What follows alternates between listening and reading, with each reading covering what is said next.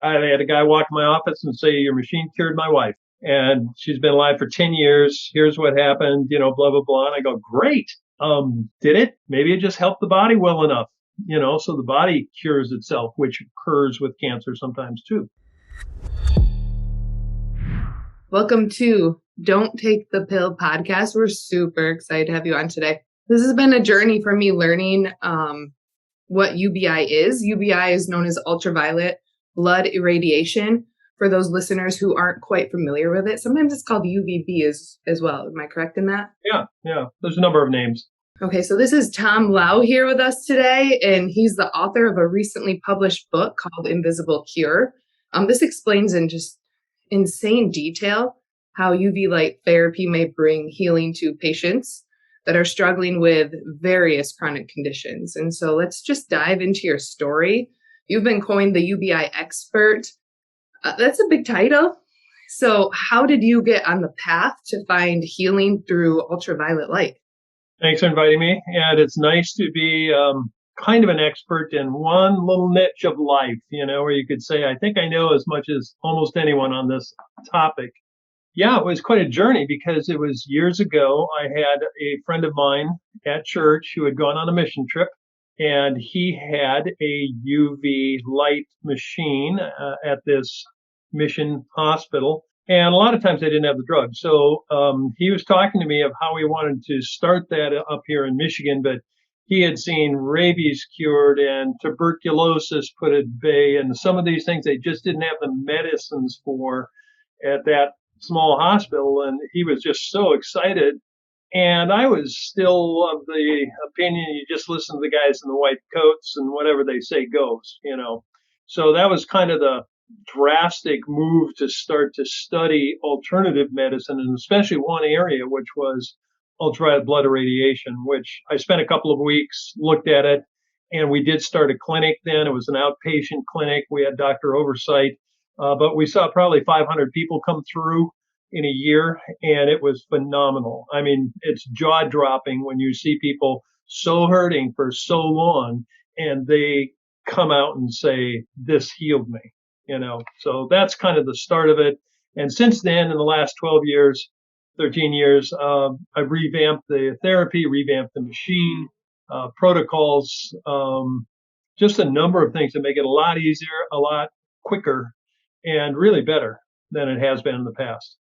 So when you're speaking to this, I think automatically it's not a very mainstream therapy. You don't hear about it when you talk white coats. Why? Why is something that just opened your eyes to a different way, a way that has proven a lot of healing when you're talking about some of those chronic conditions? Why do you feel that the common listener would not know about ultraviolet light as a healing modality? Yeah, it has a lot to do with business. It has a lot to do with the circle of business, which is insurance and pharma and the FDA and a number of entities that are all hospitals, teaching hospitals, research places. All those things are in a big circle. And the alternative medicine physician is usually a MD or a DO, sometimes naturopath, but they've stepped over a line that says, I want to find the cause of what's ailing you, instead of, oh, well, let's run another test. Let's give you a prescription for this and work with symptoms. I'm not saying there's never any of that, but a lot of the doctors just really wanted to do that and step over into that area of alternative medicine. And I followed them, and they're the heroes out there. I try to give them what I can as far as tools and make things a little better. But so many areas of autoimmune disorders or Lyme, chronic infections, COPD, respiratory issues, digestive, all these things can be helped with what we call immune modulation. And that's what UBI does. It's not kill bacteria and virus. It's help the immune system do what it's made to do. And that's how it works, basically. Well, I want to get into that a little bit more, and also into the patient's journey of, how can they even get access to this tool? But when I think of ultraviolet light, I've heard a lot recently on it used every day, right? Air purification, water purification. I was told once to put something out in the sun so it would help take a stain away out of my daughter's clothing. Sure. Just things that you look at this used actually very common in today's world. So when I take that application and apply it to the blood, what is that doing when we're exposing our blood to the ultraviolet light? Yeah, it's a long story, starting with Emmett Knott back in 1928, which we can talk about if you like. But basically, UVC light is your germicidal light, and that's got about a 250, 280 nanometers, they call it. If you look on a light spectrum, you can see where UV light fits. The UVC is a germicidal, kills bacteria and virus in the air and in the water, but not in the blood. That's what got it started. They thought, we're coming off the Spanish flu. Millions of people have died without comorbidities.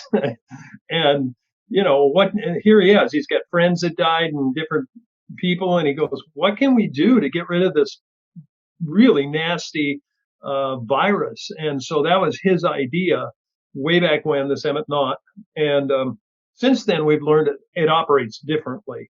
But UV light is used in a lot of ways, everything from whitening teeth with UVA to setting resins with the UVA and inks to purifying water and air. But in the blood, it works differently. Basically, it's absorbed into the light as an energy packet.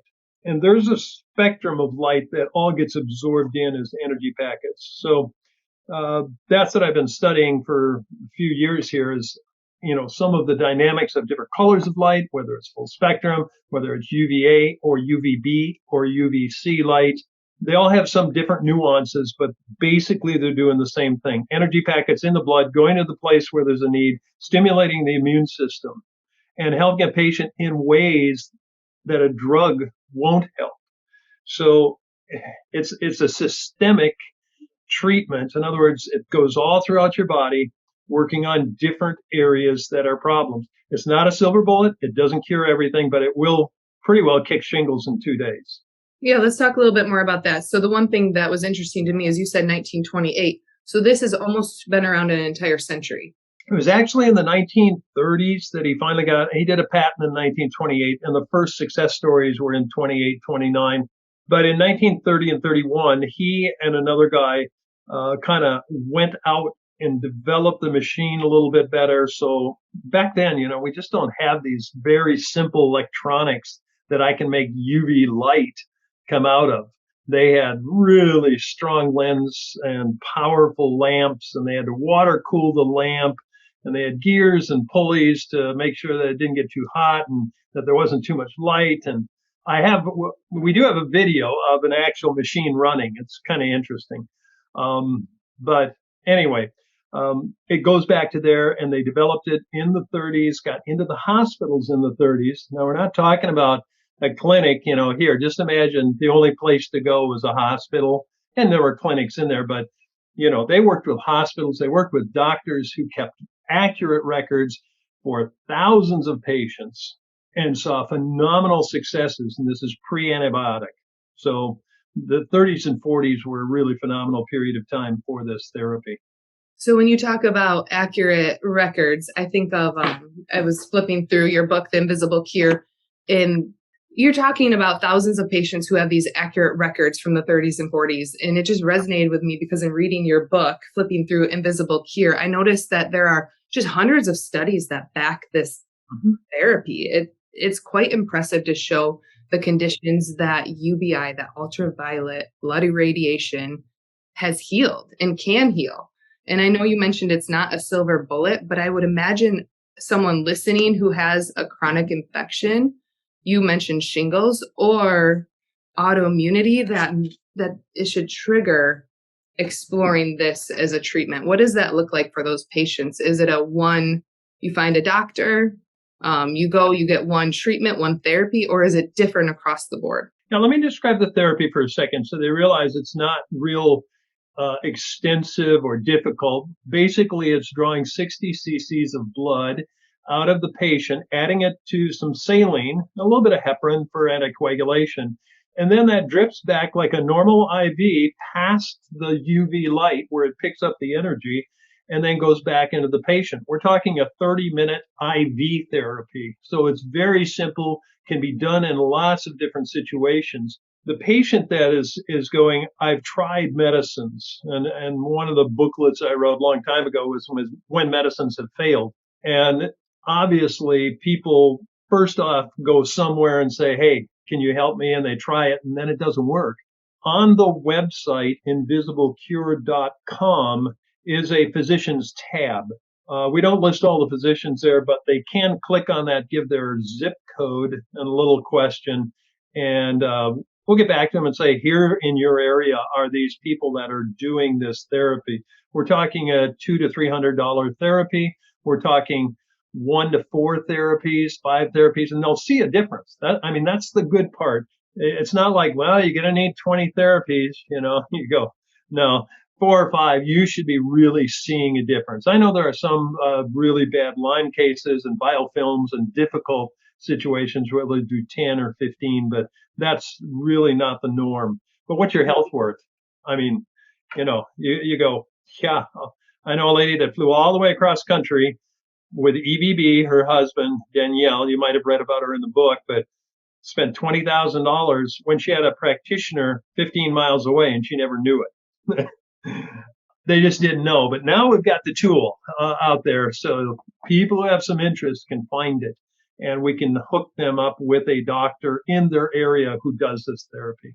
So what I'm hearing is that it's a 30-minute IV therapy. So most listeners are familiar with getting an IV. And that in order to find a practitioner, it's pretty simple. You email Invisible Cure. You find the link on invisiblecure.com. Shoot you over an email or shoot you over a queue, and then you'll email them a practitioner list. Right. So it's pretty simple now. Yeah. Give me like the top 5 conditions that would resonate with a listener of what does UBI commonly treat? From what I was reading, there's over 100. We don't have time to get into or explore 100 plus conditions, but what are some just very common triggers that a listener would say, hey, I know someone, or that's me. I'm interested in therapy. Yeah. The ones that come to mind real quickly are the Lyme patients, because they're so difficult to work with. I had a doctor wrote me, and we have a number of Lyme clinics that do this, but there were a couple of kids, they couldn't go to school, they couldn't function well. He said after about 3 treatments each, everything quieted down, and they were able to work with the other tools then that they've got. So it's that one tool. Any of those infections, I don't care if it's viral or bacterial, it's non-healing wounds, it's, things in the lungs, the respiratory issues, all of those can be helped with UBI. It is used for cancer a fair amount. We have cancer clinics that use it regularly. They'll do usually 4 to 6 treatments with a patient. Some of the actions that works here is it does cause oxygen uptake. So if you're low, it'll cause more oxygen uptake. It does cause vasodilation, microcirculation. So these areas that aren't getting a lot of oxygen to them, it opens that up, which is also a good tool. It's anti-inflammatory. There are a lot of anti-inflammatories out there, but that's a good thing, circulating all around your body, and it's anti-infective. So when you have infection, so those are all good things for a cancer patient. I wouldn't say it's an attack the tumor treatment. I know I had a guy walk in my office and say, your machine cured my wife. And she's been alive for 10 years. Here's what happened, blah, blah, blah. And I go, great. Did it? Maybe it just helped the body well enough, so the body cures itself, which occurs with cancer sometimes too. So, the area of the infections, but then that autoimmune, the lupus, the rheumatoid arthritis, the asthma, allergy, rashes. I got studies on all of those showing the benefits of it as opposed to just doing a drug. Now, if a drug heals you and you feel comfortable with that, great. But if you're not getting at the root cause, and that's where these doctors, and my hat's off to them, they're the ones that put themselves, no insurance, so it's out of pocket pay. People have to realize that. Their incomes are nothing, compared to some of the physicians that are out there because they can't take insurance. And yet they're dedicated in finding what's going wrong. I mean, maybe you got mold in your home. Well, UBI might help you for a while, but if you go back in and you're breathing that mold all the time, it's going to reoccur. So those are the type of things that a functional medicine doctor is going to look at. Maybe you got dental amalgams, and you're leaking mercury or a root canal or all these different EMFs that are so strong and causing you problems. So that's where a good doctor can use that. But ours is one tool in his toolbox that really works well for a whole myriad of disorders. Yeah, you listed a bunch of, when I asked for common ones, those are everyday. If you don't already have that chronic condition, someone who does in that 5 to 10 that you listed off. And so really and we talk about that a lot on this podcast of root cause medicine. We want something that gets down to the grit of how do we help your body heal itself versus using a Band-Aid approach, understanding that there's no shame with taking medication and that sometimes you do need to call the big boys in. However, when we look at this as an immune modulator, we're just helping the body support itself and doing what it's meant to do. Our bodies are meant to heal. Our bodies want to heal. They want to work for us, not against us. And this just kind of falls beautifully in line with that. Did you ever picture yourself being on this side of the line that you talked about earlier? Well, I didn't. And I remember initially I thought, well, if I can get a few doctors started in this, that'd be a good thing. I really wasn't looking at it to expand into what it is expanded into, where there's 500 doctors out there, there's 70,000 therapies being, handled every year, virtually no side effects. I mean, if they've got anemia or thrombocytopenia, their low platelet counts, or they've got, some kind of bleeding disease. Since this works with rheology of the blood, it makes the blood flow better. It becomes less viscous, and that's part of that oxygen uptake. So those are the what they call contraindications. So if you have that, you have to be careful. If you're on a blood thinner, you don't need the heparin, or we have to be more careful. We don't want people to bruise more easily than they do. So those are a couple of things, but yeah, I never imagined. I've started 16, 17 businesses, and this is my all-time favorite. It helps people in a way that I never dreamed I would be. I've got to speak in the Ukraine, in Cuba, in Spain, in Japan. What a gift. And then ran the conference for 5 years for alternative medicine doctors. That was a real blessing too. So I got to meet people that I never think I'd meet and have opportunity to rub shoulders. So personally, I've been very blessed. But again, it's that myriad of doctors that are out there doing this every day that are the heroes, I believe.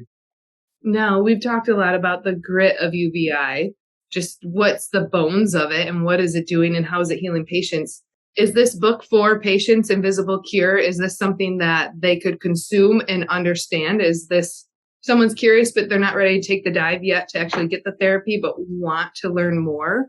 Go to Amazon, spend the $15, buy the book. It is lighter in its content of history and how it got there in the beginning portions. And then we move a little more technical. And then by the end, I'm just working with the studies and what they call abstracts. So abstract is a small paragraph that said what happened with this study. But you can go in. I mean, the ones that I'm shocked with, Jess, are OBGYN, which have a whole bunch of different things when women don't want to take a certain drug and yet they're having problems.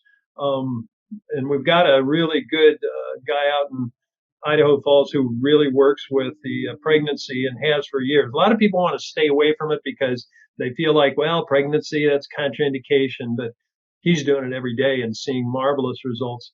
And the other one I was surprised at is the mental disorders of schizophrenia. And again, what we're doing is opening up vessels, cutting some infections and inflammation in the brain. Certain individuals, this isn't for everybody by any means, but I read the studies and I go, that's really phenomenal that it works in that. Those are two that surprised me as I spent a year doing more in-depth research. I mean, I'd been 12 years working on it, but this was like I just dedicated time to research every facet that I could. I think I got every study. It's on the website. People could download every study that's not the studies themselves, but the list of studies and do more research if they wanted. Where I found this to be extremely consumer friendly was going through the chapters. They list out, and it's cardiovascular disease, bacterial infections, viral infections, autoimmune, OBGYN, et cetera, et cetera. And so if you're curious and want more information, invisiblecure.com or go to Amazon. And I do want to wrap this up with a couple of different things. But one, just thank you for all your work into this. It's a therapy that I'm so thankful exists, but it's not known well enough. And so we want to get the word out to people that are struggling with autoimmunity and chronic infections. So thank you for just your time and effort in pulling together this book as a resource, but also just the website. People go on invisiblecure.com. It's pretty all encompassing, and find a practitioner in your area. Yeah. I also know you dedicate your life to being as healthy as you can. You're very involved in the world of alternative medicine and trying to just keep healthy in your mind and in your body. Give a listener 3 different things that they can carry forward to maintain health. Sure. I'm very human, and I don't stay on a real strong regimen of everything, but so far I'm doing okay, and working with some of the dementia and mental disorder stuff right now, which is very interesting, just trying to help people. The things that is the most problem, Jess, and you probably know it too. It's not when I get sick, I go to the doctor and I can have this therapy and then I get well or get better. The best things are if we can control a little bit of the excesses in sugar and certain oils. So it's diet kind of. We have a very poor diet in America. People run out for processed foods all the time. They just don't even think about it. It does affect your health, especially as you get older. So just read some good books on what's a good diet. That'd be one of the things. And the other one that's really strong is exercise. And so one of the magazines I get occasionally is Townsend. It's the alternative medicine. So the Townsend letter, but they have a whole section, exercise is medicine. So then they have 2 doctors talking about how exercise is medicine. And it is. I mean, Deb we went to Dr. Schallenberger years ago, and he said, well, you really need to be exercising. And that, when the doctor told my wife that, she said, maybe I need to be exercising.